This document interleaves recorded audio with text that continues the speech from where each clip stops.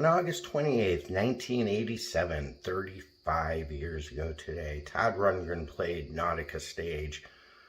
He was interviewed on the WEWS show Live at 5 by Lou Maglio. And Todd talked about a bunch of things. Northeast Ohio's love for all things Todd. Todd is God is a chant we've heard around here for years, dating back to the Naz's first appearances in Cleveland at Le Cave. He's always been loved here, whether it's Todd solo or Utopia. You never know what you were going to get with Todd when you went to one of his shows. It could be booked as Utopia, could be booked as Todd, and it would be Utopia. But he used to play here all the time and still is a frequent performer in the area, to much love. We love you, Todd. Todd is God. We are all God, aren't we all? Come on, let's just get down to it. Ken is God. Maggie is God in Sweden. Mr. Stress was God. Everybody's God. Or dog. Performers have been as innovative and creative as Todd Rundgren. He is always working on new ideas, new projects. Tonight will be music on the menu at the Nautica stage, and that's where Todd is joining us live from right now. Hello, Todd. Hello, Cleveland. How are you doing? How are you doing tonight? Oh, pretty good. We're just out here enjoying the sunny weather. It's really beautiful. It's been like we just got in from Chicago a little while ago, but what a difference this is. Well, Chicago was getting blasted. I guess we're going to be okay, we hope, for you tonight.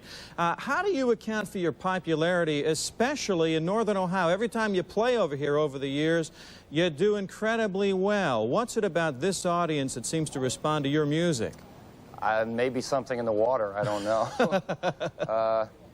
We've always had a lot of luck in Ohio for some reason. I've been playing Cleveland. Probably the first time I played Cleveland was around 1969 with the first band I was in, the Naz, and we've made regular stops here ever since, so I guess it's just been a loyal following.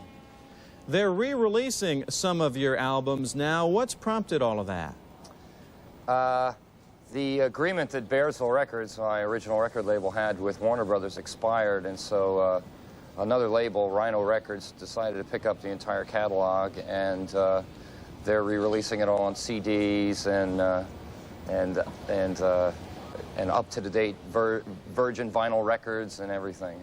It's really exciting. And another thing that I'm sure is exciting for you, you're working on close to completion on a new album that should be released fairly soon, right? I hope to finish an album by the first of the year and should be out in the early spring. And what's going to be different about this album? I know you change your music styles around a lot from album to album. You try new things. What are we likely to be hearing on the new one?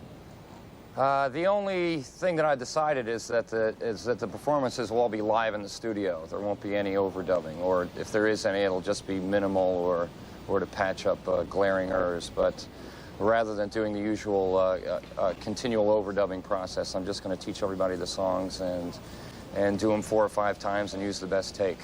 We mentioned earlier in our show today that there's a connection between Todd Rundgren and Pee Wee Herman that a lot of people may not know about. Tell us about how you're tied together. Me and Pee Wee like this. That's me on top. What is the connection? Well, I've known Pee Wee since before he had his own TV show, and when he did get a show, he asked a lot of his musician friends to pitch in and help with the soundtrack, and I was one of them. I did 4 episodes, I believe. And that's not the only TV work you've done. You've also done the scores for TV shows like Crime Story, and you're also now working on a Broadway show. How different is it for you to do that sort of work compared to the album work? Well, I've always had a lot of latitude in what I could do on my album, so it's not such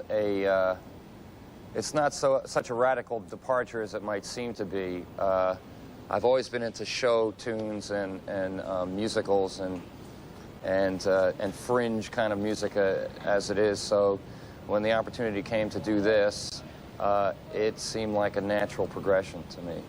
I wanted to ask you, too, before we run out of time, about your interest in computers. And you have a big interest in computers. Has this been going back since you were a very, very young guy? Yeah, when I was in high school, I had the option of either going to learn how to program computers or getting in a band, and I was really tired of going to school, so I got in a band instead. And when personal computers became available, I was first in line, and I've been programming computers for at least the last 10 years or so. Does the programming, this may sound like a strange question, does the programming of computers relate at all to the music? I know there's a lot of science involved and thought involved in writing the songs and putting the notes down there on the page. Does the computer help you at all in that background that you have? It doesn't help me. I imagine some people might use some of the tools that have been developed to help them with their writing or recording, but I prefer the human element myself. I like to concentrate mostly on composing the songs and coming up with the lyrics and getting human performances out of the players. All right, Todd, we're going to put some ticket information on the screen right now if you'd like to see Todd Rundgren in concert tonight at the Nautica stage. All you have to do is call 524-0000. They'll tell you all the ticket information you need to know. Todd, thanks so much. Thank you. Good show tonight. No problem. Now back over to Wilma.